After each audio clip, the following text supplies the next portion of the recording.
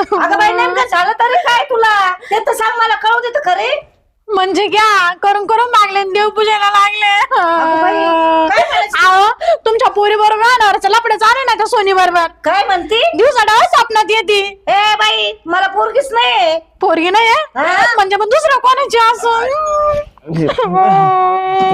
आहे ऐक ना चुप असा तुम्ही अंगाला हात नका लावू